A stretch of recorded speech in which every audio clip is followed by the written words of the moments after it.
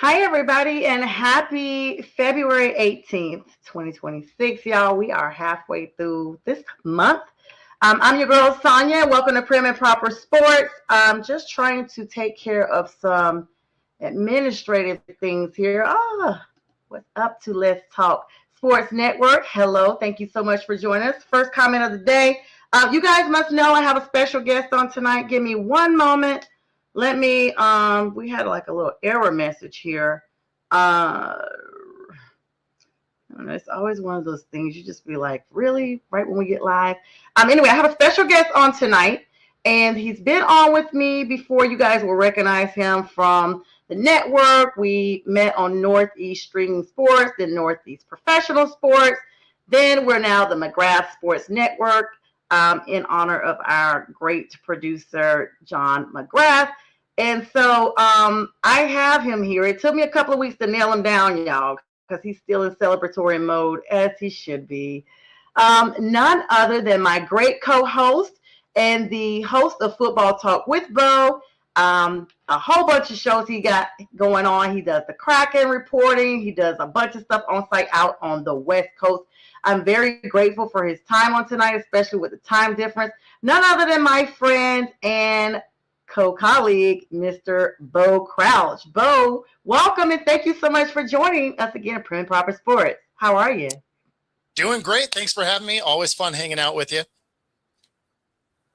Yeah, always a great time. So tell the audience who has not known you before what you do and all that good stuff. I know it, but I like for people to, self-plug whenever they can. And by the way, love the new backdrop. Oh, thank you. Yeah. So I mean, for those of you that don't know me, I'm a credentialed media member. So I cover the NHL, WNBA, Major League Rugby, Arena Football, Senior Bowl, all of that stuff. So do all of that. And then, my history with sports is I played professionally in the Arena Football League. So that's a little bit about me. But for the most part, I just talk about sports now. Absolutely. And I know that gives you a different perspective when you have the opportunity to have been a player, now to see the players. It adds a whole new meaning for yelling at your team. Congratulations to the Seattle Seahawks, world champions, Super Bowl 60, the rematch that everyone was waiting on from Super Bowl 49. And this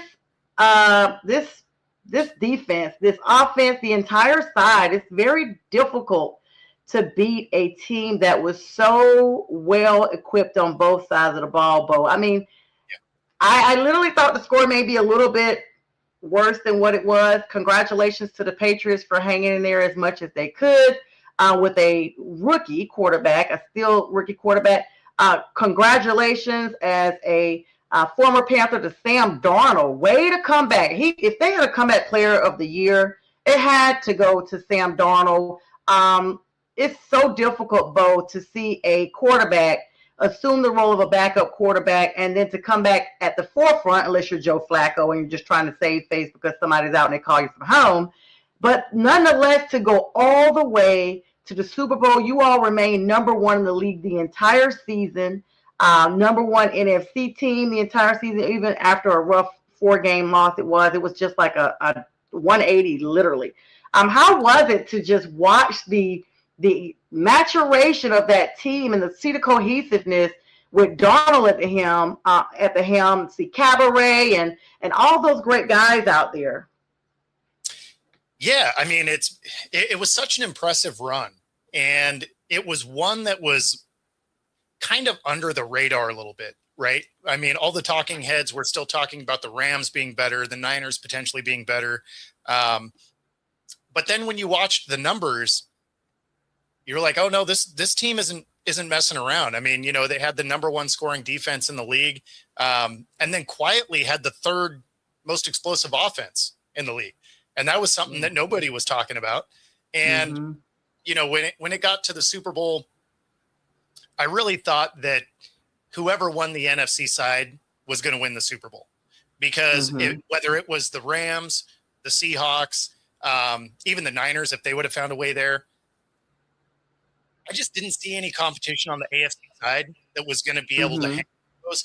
The AFC side kind of tended to be one-sided, right? When you looked at the Broncos, they were a good defense, but the offense didn't really start playing football till the fourth quarter.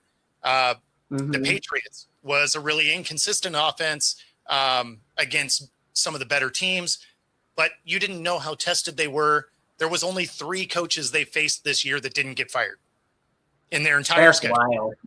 Like, that was wild. CJ Stroud the whole time, great defense for the Texans, but they were falling apart. So when you looked at how well-rounded the 3 teams from the West were, I didn't see anybody on the AFC side that was really going to stack up to that. Yeah, I don't know. It was a tale of 2 seasons, honestly, for the Patriots. We saw them looking really well, but then people were breaking down who had they played. Who had they played during the season? They played the entire NFC South, and then they played their own division. So that's 8 games right there. Well, 8, and then another, 3 games? So sorry, 8, 9, 10, 11. That's the majority of their season right there. And they won all of those games, if I'm not mistaken. Not that much competition at all. Pink Fanfur, thank you so much for joining us tonight. Always a real creator out there.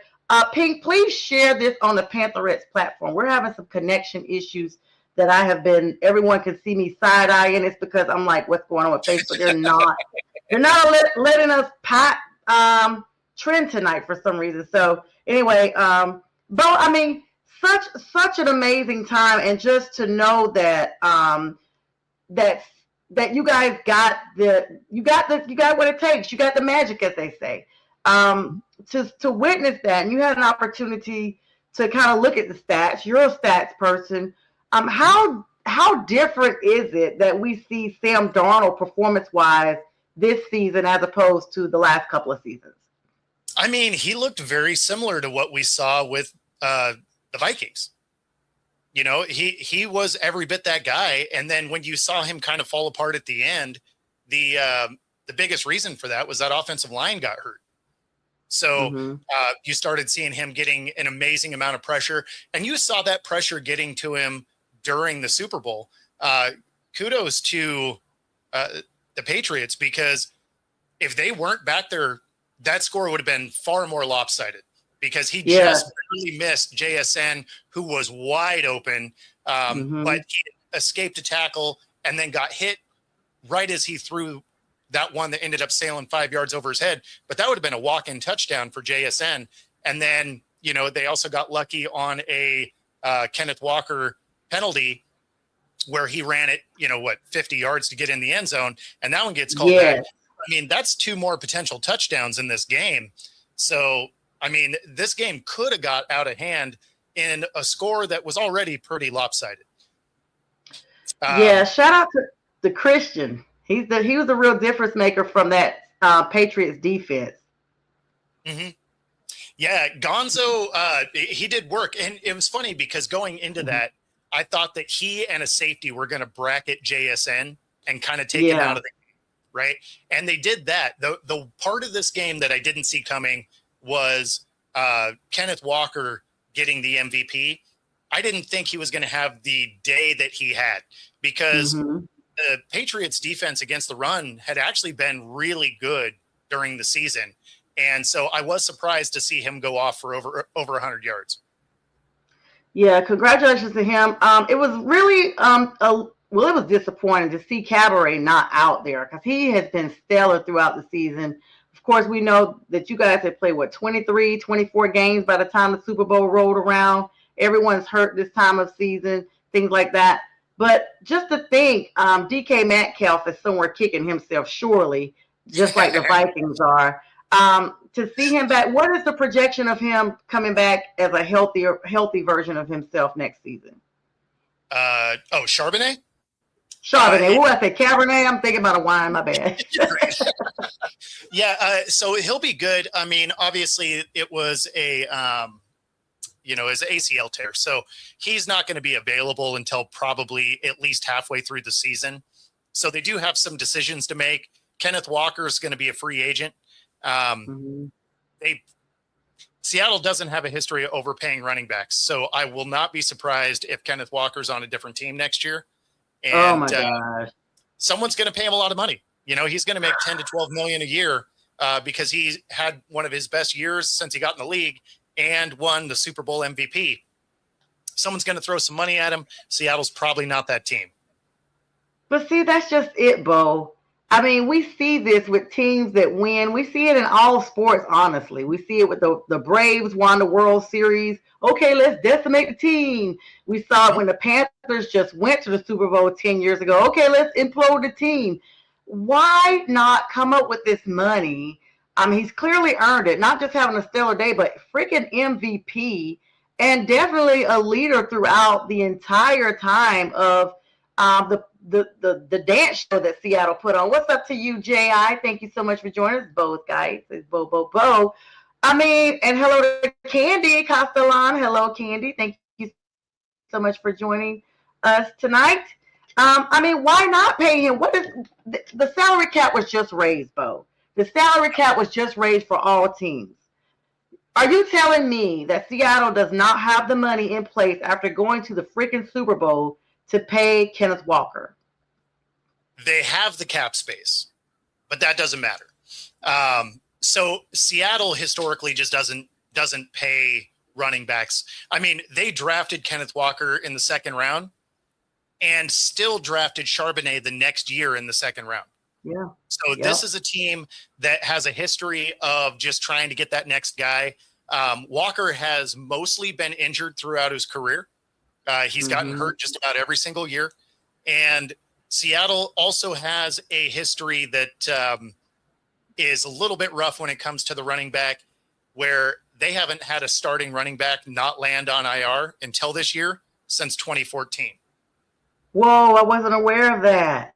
So it's hard to want to pay a guy that has an injury history, and for a team that can't keep a guy healthy, it's hard to want to pay a guy $10 to $12 million a year that you may not have all year. Yeah, absolutely. So I do expect them to let him go to another team, get paid somewhere else. Charbonnet comes back halfway through. Halani looked pretty good in the touches that he had. And then, you go and draft a guy in the second or third round again, because although they only have 4 picks, they don't have an insane amount of needs on this team. And they do have the 5th or 6th highest cap space. So they could go get a couple of free agents or maybe trade out of the 32nd pick in the first round and get a couple extra picks. But they can probably grab another running back that'll work and avoid overpaying for a guy that may or may not stay healthy.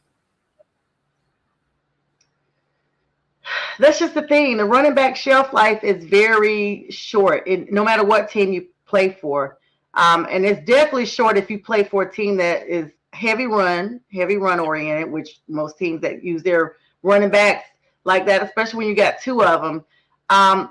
Seen it in Carolina right now. We're not sure of the situation with Rico Dowdle and Chuba Hubbard. Chuba looked like he was going to be the one to go out the door. Then Rico, they looked like they were playing nicely in the sandbox. The next thing you know, Rico's like, hey, I want to be one and I want to be the only one. I'm not playing fair anymore. Like, and after he got all his touches and his contract and everything, it's just like, wow. Thank you so much, Pink, for that. It's just like, wow. And I mean, I just hate, well, let's back up. If we've already basically concluded that he will be traded, what difference would that make for the Seattle offense coming into next season? Will it be a game changer, or you guys are just like you said, you go ahead and grab somebody else, acclimate them? You already got a part-time too anyway to kind of move up to that position. Yeah, I mean, obviously, no matter who you go get isn't going to be the battle-tested guy that you've had for the last 4 years, right? So, I mean, will there be a step back? Maybe. Tough to say, right? I mean, depends on who you go get. So, plus, I mean, you could even go get a veteran if you're just looking for a guy that's going to split snaps, because you're going to have guys like Breece Hall that are available. And so, I mean, you could keep Walker for 10 to 12, or you could go get Breece for maybe 5. And, So it's tough to say exactly what it is they're going to do here.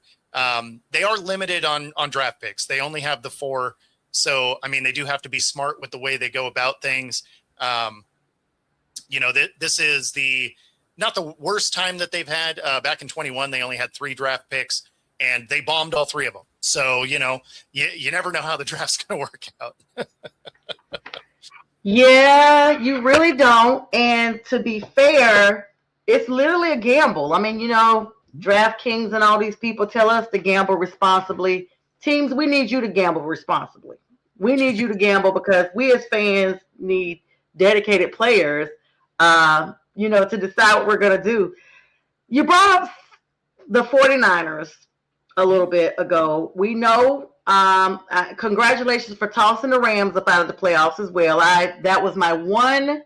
Every team that I don't really root a whole lot for gets a one full support ride for me, and that was the game for you guys. And of course, Sam was a former Panther, but Drake May is from Carolina. I didn't know who to pull for. I was like, I don't have a dog or a cat, if you're a Panthers fan, no pun intended, in the fight. But I mean, the Rams, the 49ers, you guys, and who am I missing? What, the Cardinals? Oh, the Cardinals. That's why I had to ask you, who am I missing? They were the only team that got thank you so much, Jay. All right. Bo is frugal. Yes, I know. Don't let it fool you. Thank you for his donation to that other team. Yes. And I knew you guys would love when I said that. Who is that? The Cardinals. Yes. I mean, they were just not where you wanted them to be. Thank you for that donation too, Jay, for Bo here. They were just not where, they were not on the level of the NFC West. Everyone knew. I mean, I almost, my stomach is burning to say this, Bo. The NFC West was the best. I mean, the stats don't lie. They were the best division as a whole, collectively, and but the Cardinals just were not on the same level. It was like the Cardinals and then the rest of the West. You know that meme that's got the 3 or 4 dragon heads where 3 of them look really mean, and then there's that one like goofy one that it's not quite right. That's the Cardinals. Like, oh my gosh, I so believe that. So going into the next season. Yep. Yeah, go ahead, Bo. I'm sorry. Oh no, there's a little bit of delay. Sorry. Oh, do I need to hop on my other device? Am I good? It's like a half a second is all. It's not. Okay. All right. Let's make sure. Let me turn my Wi-Fi off and everything. You know what? These Wi-Fi and all that companies just nothing but money makers. I literally recently upgraded to the highest Wi-Fi U-verse you can have, and I did really well last week. I guess maybe it's because I was by myself. Now that I have a guest, it's freezing up again. So now I'm like, okay, maybe it wasn't that. But anyway. So going into the new season, what do you expect this to be a repeat situation? Especially, like, first of all, how quick do you think Kenneth Walker will be removed from your team? Free agency, even though it doesn't technically start yet, there's going to be some conversations because he's going to be a free agent. So as soon as the league year ends, which I think is this week or next week, teams will start being able to kind of reach out, test the waters. And I mean, that being said, I fully expect them to somebody to come and snag him. So yeah, he's going to be gone. Tariq Woolen's going to be gone, our other corner. In fact, yesterday was probably the most telling example that he's going to be gone is he put up the final scene from Fresh Prince of Bel-Air. Oh, wow. So that lets you know that those negotiations did not go particularly well. Oh, wow. That is crazy. Hi, Feather Freebird. Always good to have you on. And thank you for the birthday wish. Yeah, it was 14 days ago, but my nice production team knows that I believe in celebrating people the whole month, so they're celebrating me. So thank you so much for that. And believe it or not, I'm still actually getting cards in the mail. So from Oh, actual nice. friends and family. So it is the whole month. So just, every day is grateful. So thank you so much for always joining us. Though I always look forward to her coming on when you're here, Bo. Yep. Yep. Yeah. So, I mean, all right. So he's probably going to be gone. Yep. And I feel like to me as a non-Seattle fan that will be a difference maker. You're saying maybe not that much? Well, I mean, during the season, now obviously having Charbonnet hurt is a problem, right? So not having either one of them is definitely going to be an issue. Again, depending on who they go and draft, or if they get somebody in free agency, obviously you can kind of fix some of that. But I mean, it'll be a step back for sure. But as far as, like a repeat or anything like that, this division is still going to be exceedingly tough. So I would expect that all three teams in this division probably win a game or two less than they did this last year. Oh, wow. But that still places them all as double-digit winners. So yeah. I would not be shocked if the West sends 3 to the playoffs again. Jeez. I pray not. I'm sorry, Bo. Can someone else, you know what? That is really, I don't know. I was looking at the stats on that. You probably know better than me. Is this the first time the entire division, like all three teams, were literally the top contenders? I was looking, I did not see where we actually had that ever happen before. Not 3. And not with that record. I can't recall a time where 3 of the final 4 teams were from one division. I don't remember seeing a time that's been the case.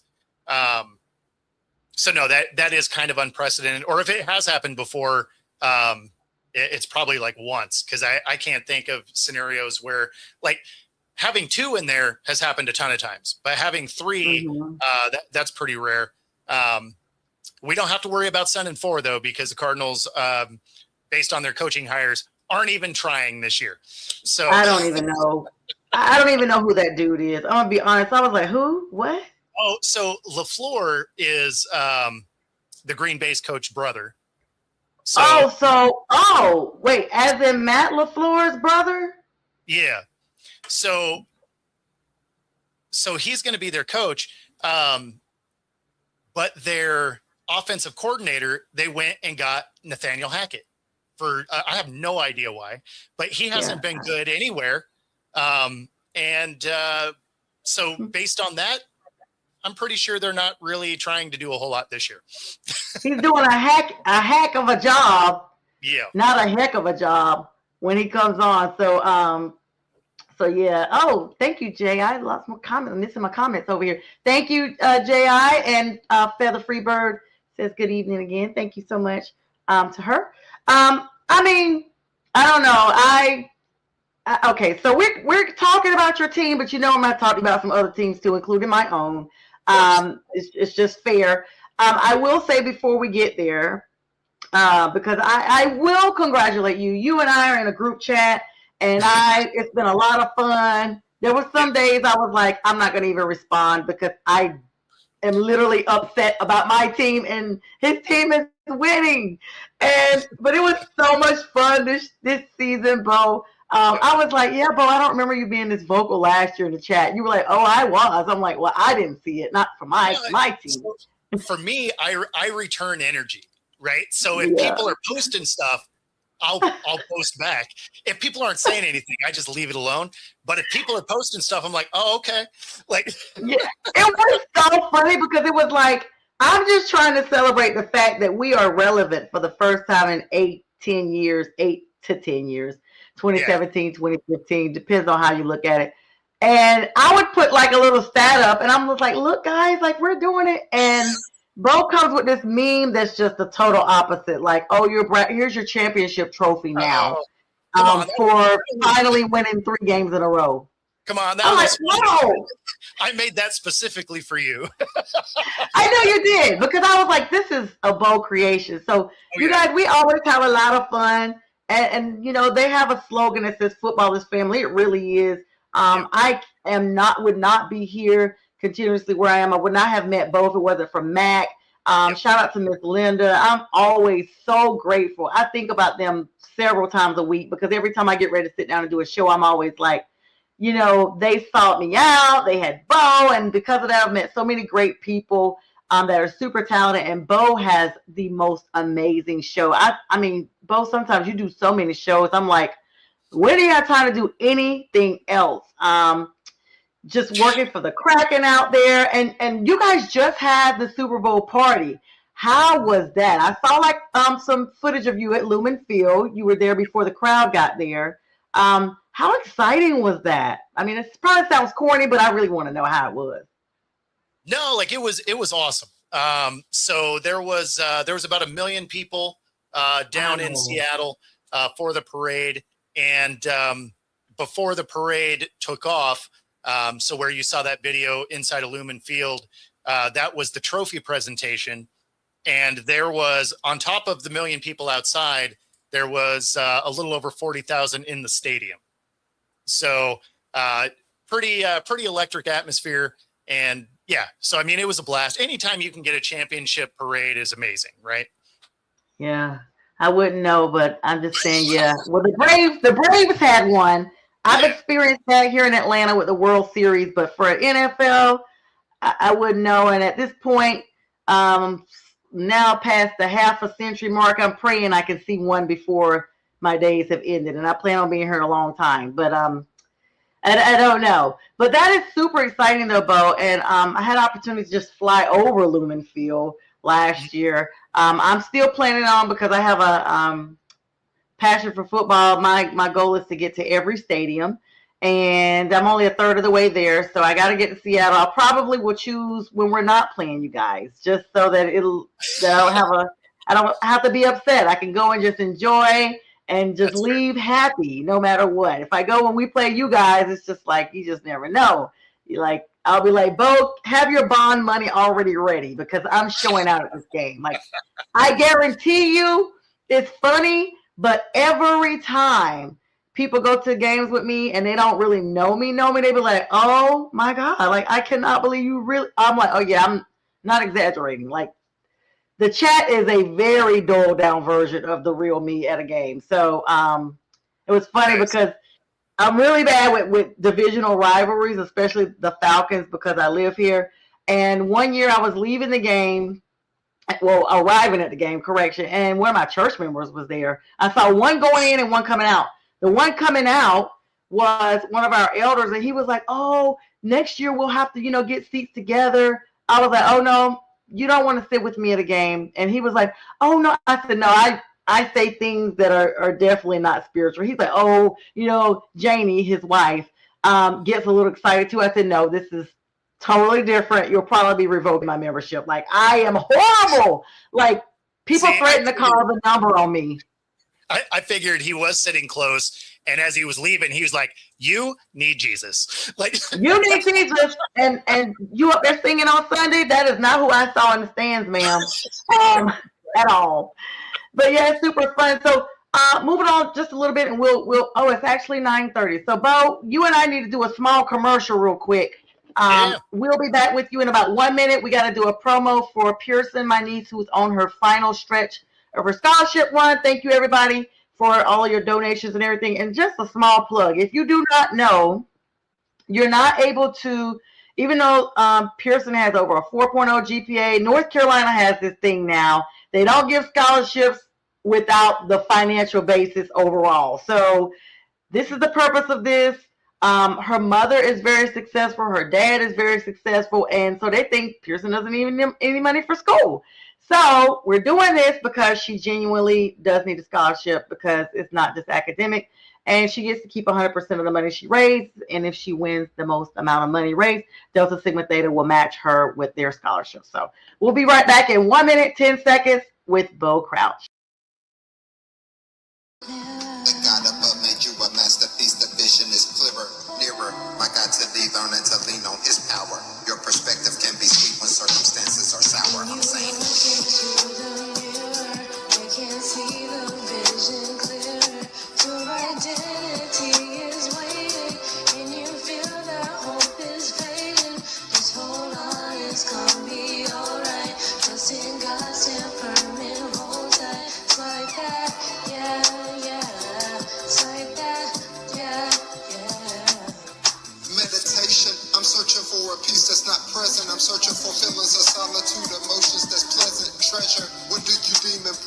verse is essential. We put our heart and soul in every line behind instrumentals. Coincidental? I think not. God's plan from the very beginning. Create the type of music that make people think twice before sinning. Pleading, Holy Father, please forgive our trespasses. Confusing things we want for things we need in life, our must-haves. Selfish, inconsiderate, narcissistic people. Christ died for all the world, so there is power in Jesus. Issues happen, disagreements, dissensions, distortions. This fallen flesh, we still forget sometimes that God is our portion. Forcing, others won't cut it, nor manipulation. One thing that's very destructive is self-righteous behavior. Satan, he's crafty, throwing darts like Bailey's. All right. Thank you, everybody. And shout out again to Pearson Jones. And thank you, everyone who is donating. I'm Bo Crouch, host, creator extraordinaire of Football Talk with Bo. He's on coast to coast shows. I mean, he's everywhere. We'll give him the last probably couple of minutes of the show to plug in all his stuff so that you guys can make sure you follow him, or just drop us a chat and I'll make sure you get those links later on. The 49ers, in you guys' division, valiant fight, but just at the end, beat up and banged up. They are officially the face of Mexico now. They'll be headlining the 2026 Mexico City game, Bo, at Estadio Bernate. This is part of a massive international schedule for 2026, which will feature a record 9 international games across 4 different continents and 7 countries. I mean, Roger Goodell was not playing when he said he was going to be international. What are your thoughts on us going international? I mean, I remember when they started, a couple of games, and now it's just like they're everywhere and growing. Yep. Yeah, I mean, it's great for the league, obviously. I mean, when you look at the international games, here domestically, your viewer base was kind of set, right? They were doing a great job as far as women's viewership has grown a ton over the last decade. But, at some point you start to kind of saturate your own market. And so for them to reach out internationally makes a ton of sense. So I'm not mad at it. I'm not mad at it at all. It's cool to see. They're going to Australia, which that's going to be a pretty wild thing. So there's that. Their Mexico City games are really good. Obviously, going all over Europe. And so, yeah. The Mariners are, we have no championship. Thank you, Feather Freebird. Hi, Tiger Stripes Media. Thanks for joining us. And what's up, B. Strilla? Brian Art on the producer, the production, all that. And hello, Donna. Okay, everybody coming in. Bo brings all the crowds. I love having Bo on. He gets the viewership up and everyone shows love. I mean, you're right, though, Bo. It's international. We've seen some teams go over there and waste their fuel money, like the Falcons. Went over there, got their behinds beat. I mean, these guys got beat at home. It's bad when you're beat international at home and away. Like, you just can't win a game. Sorry, Falcons fans. I mean, I am wearing red tonight, and I said I was going to be a little kinder since they did their part and let us cash in our insurance policy to go to the playoffs. But, I mean, it is good for revenue, but I guess I just always wonder how well attended are these games that are international. I mean, we see the cameras. We see that. They look well attended. But if you are international, how's that working? So it's because there's such a limited number, those games sell out so fast. Because there's teams or fans of every team that go to it because they're only getting one shot at it, right? Mm-hmm. And so they'll go and they'll watch the game because it's their only opportunity to go to a live game. When I was living down in Mexico, the Mexico City game that year was San Francisco and the Cardinals. And I had the wrong day written down for being able to apply for tickets, right? Because where I was, it was only about an hour and a half flight to Mexico City. And so it's like, that'd be amazing. And that game sold out in 5 minutes. Oh my goodness. So, international games do just fine. Wow. I mean, this thing is going to really be global. Honestly, I feel like it's going to be on every continent. I can't really promise Antarctica. I don't know how that would work. Yeah, I don't think they're doing it. I don't think the Penguins care. So It's the ice I'm concerned about. Like the game is going to take on a whole. Go ahead and send the Patriots and the Broncos down there again. They're used to it. Any of you Northeasterners teams. But yeah, I don't know. Seattle, you guys get some winter up there too. Yeah, we don't get a lot of snow. What's up, Chad? Yeah, we don't get a lot of snow in the lowland like here in Seattle. We're a little too close to the Pacific Ocean there. Our mountains and everything get hit, but we usually end up with a few snow days a year, and that's it. Yeah, when I flew into Seattle last year for that brief encounter where we were trying to meet, but we just could not make it happen. By the time, and that layover was not as long as I thought it was going to be. I was like, yeah, Bo, I'm going to be in Seattle. I'm going to be there probably for a couple of hours. They were like, yeah, no, you're going to be here for 45 minutes, and you're going to be sprinting to your plane.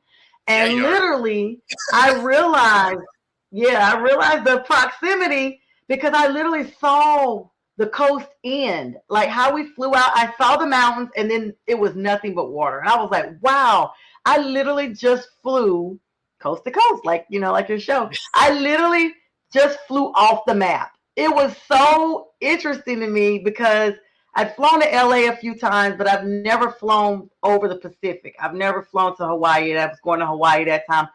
Been down to Mexico, but you're mostly kind of like over land and water that way. But to see the end and to know, okay, that makes a lot of sense but we did have to de-ice the plane. That's the other thing. It was February last year this time, as a matter of fact. I was already back, but first week of February, they were de-icing the plane. And I'm like, I didn't even realize it was that cold here. So I guess you guys get the cold, but just not the snow. Yeah, so like in the mornings right now, it's frosty. Right. And then during the day, it gets into it's in the 40s. But yeah, at night, you'll dip down to, frost on the ground and stuff. But usually if we get rain coming in, it warms up just enough that we don't generally get snow. If we do get snow, it's usually this time of year. It's usually February. But this year has been kind of a weird year. So we're probably not going to get snow at all. Yeah, I get it. All right, so let's move on. We got some big news that happened today, Bo. The Lions CEO has retired in a significant front office move. Detroit Lions president and CEO Rod Wood announced that his retirement is today. It's going to be taking effect before the 2026 season kicks off. The search for his successor, these people are scrambling already. Like last year, your offensive coordinator, defensive coordinator. This year, your CEO. I mean, was this a shock for you to hear this? Yeah, I was surprised. I didn't know of any reason for him to want to resign. So I was a little bit shocked by that, but I don't know that that's necessarily going to matter a ton as far as on the field production this year, right? Moving forward, it might, but as far as this particular year, it's probably not going to impact a ton. That being said, it was a surprising move. Yeah, I was not expecting that. Yeah, I was shocked. And, anytime you hear of people just deciding, hey, I'm out. You're just like, wait a minute, what happened? Was there, we can only speculate. What happened? Was there some ongoing tension or was it just time for you? Did you feel like, hey, I'm just going to go ahead and hang it up. It's time for me to spend more time with my family or whatnot. All of that stuff kind of comes into play. And you just never know. Maybe it'll come out, later on what happened. But for now, we don't know. And like you said, it's probably not going to make that much of a difference. But you just never like to hear shakeups like that, like just seems so sudden. It's kind of like when you're retiring, it's kind of like planned. However, I will say from a personal perspective, I do remember, excuse me, I'm trying to adjust my little notepad here. I do remember a manager that I had, like a big manager, had been working over 2 decades, 3 decades, and the holidays were over. A lot of people decide they want to retire or move over to another job at the end of the year. Yep. She just literally let us know like week 3. So Claudia, if you're watching, because I know you do follow my show sometimes, I'm trying not to reveal everything, but 36 years, an uneven number and everything. She was like, I'm out. And I'm like, Claudia, I'm about to go to law school. I need you to stay here so I can still work because you're going to work my schedule. So she just literally was like, I'm out. So I guess sometimes it does happen that way. But we wish him the best. You know, we always say we wish him the best. Patrick Mahomes, AFC West, they actually have an issue with their salary cap out there. So even though we talked about salary caps being raised, Bo, some teams it's just not significant enough to make a difference. And so Patrick Mahomes, the real Gonzo, his contract is being restructured. Converted $54.45 million of his 2026 salary into a signing bonus. This move is going to instantly create $43.56 million cap space as they look to retain some new talent. What are your thoughts on that? Yeah, it's not the first time they've restructured his deal. You know, after he signed that 10-year, $500 million contract, it's been restructured a couple of times. And so for them to do it again makes sense. I mean, it's something Tom Brady used to do, right? It's how he was able to stay on top, right? So Tom Brady was only the highest paid quarterback one time, and that'll be true for Mahomes as well as he continues to restructure this thing to keep talent around him. So, yeah, it's not a shock that that's happening. Obviously, for this next year, they're in some trouble because Mahomes is still going to be recovering from injury, and, you know, Kelsey's likely retiring. So, I mean, they're probably not going to be a great team this year anyway. So for them to restructure and kind of free stuff up makes sense. Yeah, you kind of segued into my next part. I was going to ask you, Kelsey. I mean, I really would not be surprised, Bo, if I just heard him not even come back. I literally have this feeling that he's going to make a big production. It's going to be one of those situations that you're going to take note and notice because, you know, he's engaged to Taylor Swift, so he's got to have one last hurrah.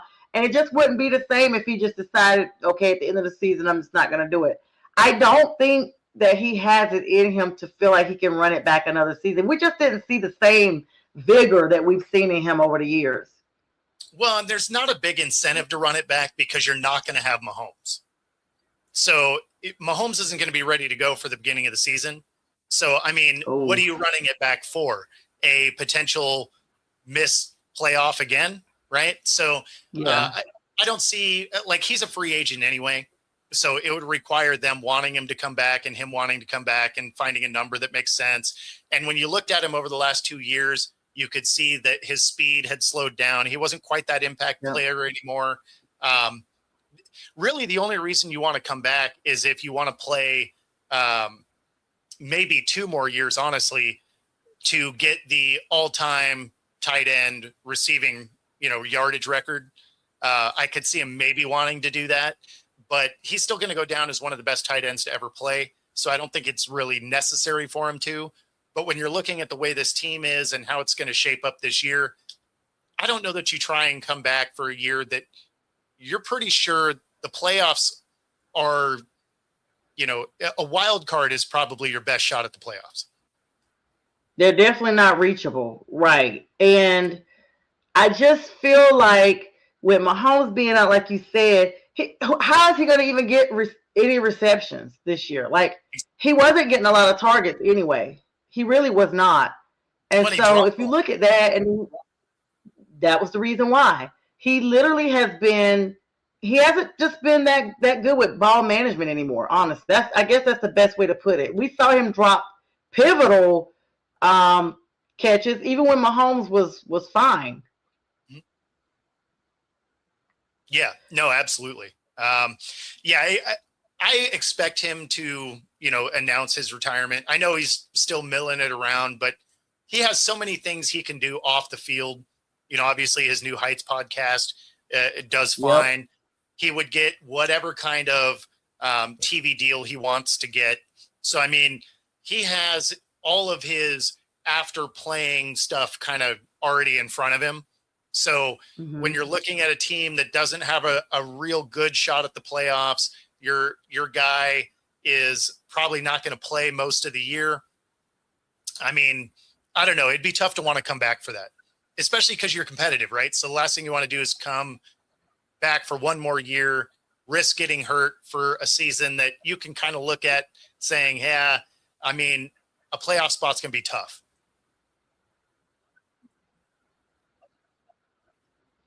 I mean, his brother's been talking to him anyway. We saw how quick Jason got out of there, and Philadelphia was looking decent. He just was like, hey, it's time to go. And I remember having a couple of players on with me, Pat Williams being one, and he said, you know when to go. And you played in arena football, Bo. You played football. You know when to go. You just may wake up that day and be like, you know what? This is it. It's nothing wrong. I just want this to be it. While I could still recognize and that I'm, an athlete and still have my faculties about myself. Yeah. I mean, when I stopped, I was 30, right? And that was that was a situation where I was like, I know if I keep going, my knees are just going to be toast. Right. Mm-hmm. And so it was like, okay, I got to finish with a championship. I got to play arena ball. And it was just like, this is the time to hang it up when I'm still in good enough shape to, do all the things I want to do. So yeah, I mean, if you're able to kind of retire on your own terms, it's awesome. But there's a lot of guys that get hurt and it's just one day you just don't get to do it anymore. And so that's always the worry, right? Do you stay too long where your athleticism has waned to the point where you're not that same player and you risk getting hurt? So, I mean, could I have played a couple more years? Maybe, I probably could have.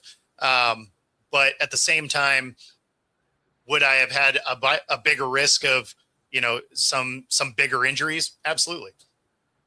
Yeah, I saw a TikTok and Chad, I see you say you lose his mind every time they see Taylor Swift and Kelsey posters. Hilarious.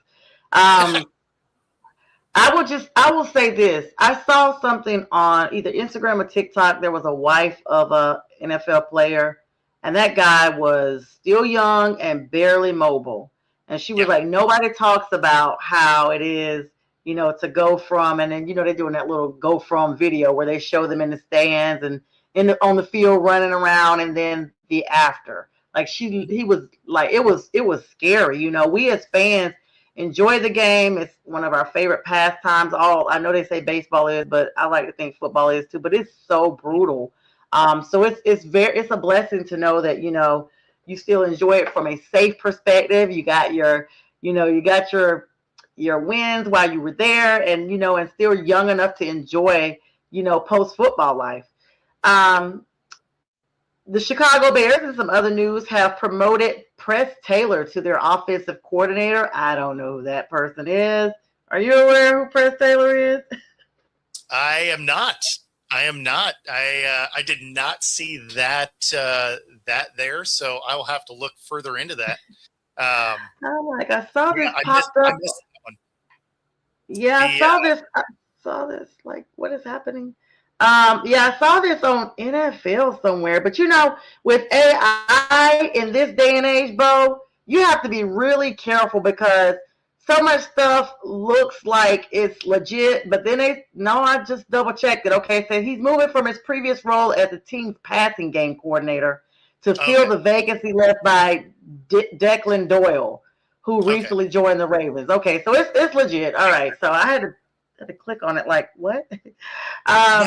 Anytime I see one of those, the first thing I do is I go to Shefty or Rappaport or Paracello, like one of those guys, definitely. Because it's like, okay, let me make sure that this isn't some troll site or, because the last thing I want to do is report on something that's not accurate. Well, it was on NFL, but I was just like, I don't know who this person is. So I still was like, okay, maybe Bo knows who it is. I mean, NFL, you would hope they don't get hacked, but you still are like, it's kind of like, even though it was real, when the Broncos game was over and they said that Bo Nix had broken his ankle, I was like, oh, I know they lying. Like, we just saw him like 5 minutes ago. And it was real. It's just like, unfortunately, that's just one of the days that we live in. That everything is wild. And yes, Chad, we're gonna definitely talk about that. Recipe to steal a Super Bowl champ and legend Mike Wagner. Lost him this week. Lost Reverend Jesse Jackson this week. Robert Duvall yesterday. It's just been one of those weeks.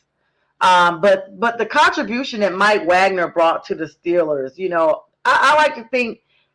So now that Mike Tomlin has stepped down, there's going to be old school Steelers, and now we're officially a new school Steelers. So Tomlin being there almost 20 years, you still had the remnants of old school Steelers. Now this is completely Gen Z new Steelers. So this is going to be a slate for them.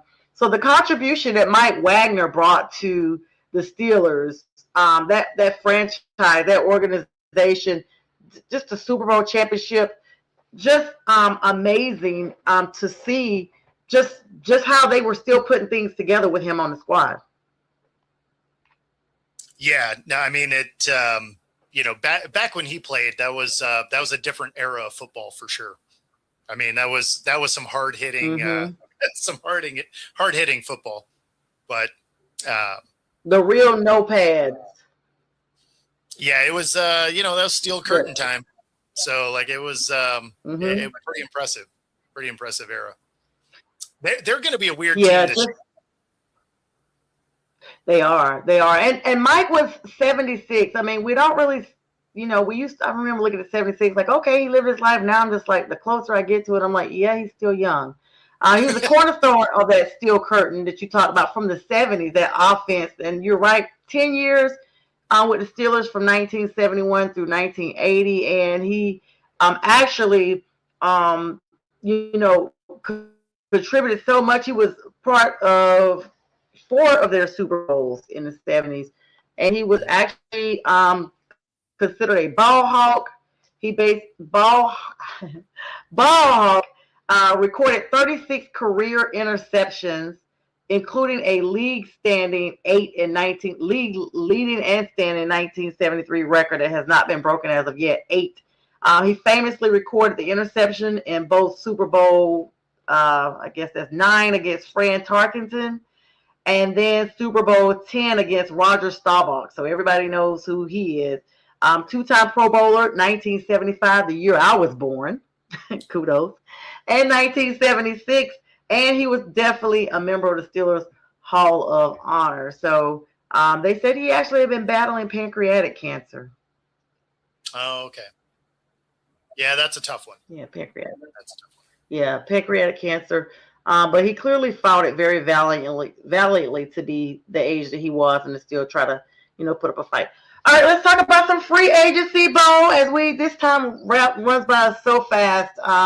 We're going to try to squeeze it in with maybe a minute or two post. I hope you don't just zoom out on me. I'm like, Bo, left me. He's like, yeah, you said 10 o'clock, ma'am. Of course. What did you say, Bo? I said, and I'm out. And just.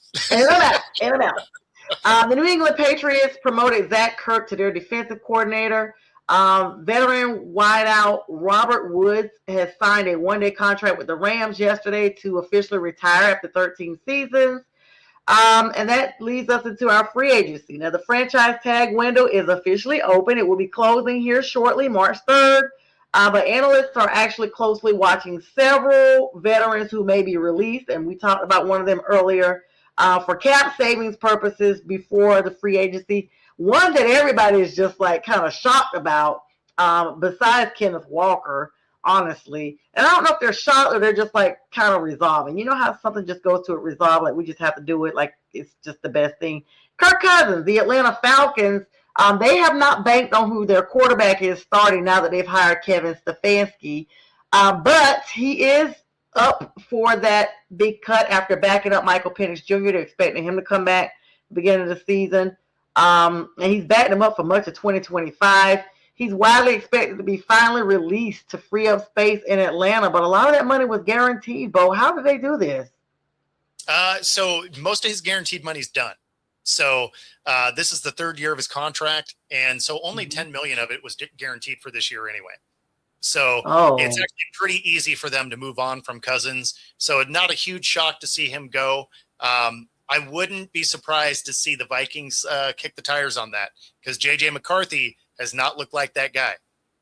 Yeah, he's not. And after what happened with Sam Darnold, they don't want to, roll the dice any further. And so, Mr. You Like That may be back in Minnesota sooner than we think.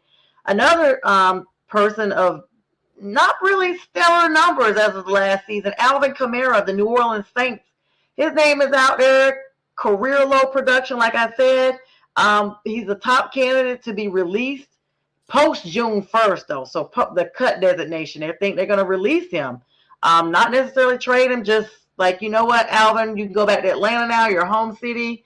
Have fun eating at Papa Do's with all your friends, because he's put up some videos of that. We are done. I mean, does Alvin Kamara land somewhere else, Bo? No, I mean, he probably, if he wants to keep playing, he probably does. The post June makes sense, because then they can split his contract over 2 years. Yeah, I mean, that makes sense. The Saints need a lot of stuff, and so they don't really need to tie their money up in an older back. Yeah, I mean, they're in full on rebuild mode, so it would not shock me to see Kamara go. Yeah, I expect them to release the rights of Derek Carr if he wants to come back as well. I heard that, but how do you come back when he basically went to some church in Las Vegas and just bashed them and was like, yeah, they did this and I was hurt and no one knew it. It was just a lot of bad blood. I mean, sometimes we see that be the end all for a player's career. I mean, but we watched it be exactly that for Baker, right? Like he played poorly that last year with the Browns, and it was largely because he was hurt. He ends up having to go to a couple of places to prove that he can play, and then he's played great in Tampa. So I mean, wherever Carr goes, it will be on a prove it deal because he's overcoming that shoulder injury. But if he can come in and play well, he could resurrect his career, because it's not like he was a bad quarterback. I mean, you think of his time with the Raiders, he had great numbers. He just happened to have a team that played absolutely no defense. Now, he's not one of the elite talents, right? So we're not talking about him in that kind of atmosphere, but he's an above average quarterback. If you give him a good defense, you can win a lot of games. So I would imagine the Vikings will also kind of kick the tires on him, because they need a competent quarterback that can move the ball, and a guy like Carr or Cousins, they can do that. And you can get either one of those guys for pretty cheap. Yeah, you got to definitely get Carr this first year that he's been out, because we know as time continues to tick, their names become less relevant unless you are, like I keep saying, Joe Flacco. So neither one of those would be a surprising addition to the Vikings. There's some other teams out there that still may give Carr a chance, even if he comes back, even if it's not the New Orleans Saints, because they banked on Tyler Shuck at the midpoint of their season and really turned their season around. Had they used him over Spencer Rattler the entire season, we probably would have been looking at a different NFC South, as opposed to the three-way cluster, that it turned out to be. And I don't use those type of words, but y'all know what it is. But yeah, and of course, we're on the cusp, the precipice of the scouting combine here, Bo. I'm in Indianapolis, just a week away. Next week, as a matter of fact, February 23rd. Mock drafts are coming up. I don't really put a lot of weight on those, but there are some top prospects. Of course, Indiana's quarterback Fernando Mendoza is a big name coming out. We're looking for him. And Colorado star Travis Hunter are currently battling for the top overall spot in the most projections. Of course, this draft location, I said Travis Hunter. I don't know why. Sorry. Battling for that. I was going to say, he's been playing. Travis Hunter, my news about him is about his position. It's not about, I was like, wait a minute, hold on, I typed that up wrong. Travis Hunter is not going to be on both sides of the ball. Let me just give y'all the condensed version. Next season, he's going to be picked to one, and that's going to be the one. That's what I meant to say. But Fernando Mendoza, I was half asleep. This is what happens when you're doing school and trying to get your notes together for readability purposes. I was up at 6:30 this morning. The other player The other player you were probably trying to mention was Ty Simpson. Tyson. And yeah, Oh, and he will probably be the second quarterback off the board. You know what's crazy? You can't do predictive text on everything. So when you're typing, if you do it like if this thing already has the program who you're talking about and you don't go back and check, voila. But yeah, he's gonna go second off the board. When is Arch Manning ever coming in? I thought this was gonna be the season that we were looking out for him. No. He's going back to college, and he should. He did not look particularly good, and although his last name is going to move him up a draft board, he didn't look good with a team that Quinn Ewers looked good with. Yeah. Right. So he needs to go back. You need to see some better numbers out of him. And, so it'll probably be next year. He's going to get overdrafted. I haven't seen the level of play that you would expect for the draft position they keep saying he's going to be. But sometimes that last name really moves you up the board. Yep, and that was my purpose for bringing it up because he was supposed to have been in this draft. But I'm glad you told us all about his redirection. And sometimes redirection can be a good thing. I don't know if it will be beneficial, but this just goes to show the last name is not always the big thing. Krista, thank you so much for filling in the space for me there. All right, Bo, let everybody know how to find you because we are at the top of the hour here. You've been so gracious to co-host with me tonight. Let everybody know all your handles and how to find you and all that good stuff. Yeah, so on all the socials, it's Football Talk with Bo. My YouTube channel is just at Football-Talk. And my Coast to Coast show is going to be joining my Wednesday wrap-up show on 97.3 ICU Radio. So the bulk of our shows are all going to be on the radio. Oh, congratulations, Bo. Now, see, and that was news to me. I knew that was some stuff you had in the works. So congratulations for you on that huge jump. And congratulations to everybody, all the people that have, come on and show support and love tonight. Bo, always great having you on. Thank you, everyone, for the likes, love, the comments, engaging. I will be on Friday with the fellas. Bo, tell us when the next time you're going to be on. The next time I'll be on will be 7:00 tomorrow morning for our daily show, Coast to Coast. And then it's going to end up becoming 6 a.m. Starting in March. 6 a.m. East Coast time? Pacific time. Okay. So I get up at 4 a.m. every day. Oh my God. Okay, that explains all these chats that were ready. Because if I send something at 2 a.m., it gets responded to 4 a.m. your time, and you're already basically the same time. I got you. I got to be better prepared. Always great to have you on, Bo. Lots of fun. Of course, congratulations to your Seahawks, your Hawks as you call them. And you guys join Bo on all his platforms. Everybody, thanks for the likes, love. I'll see you guys in a couple of days. And good night.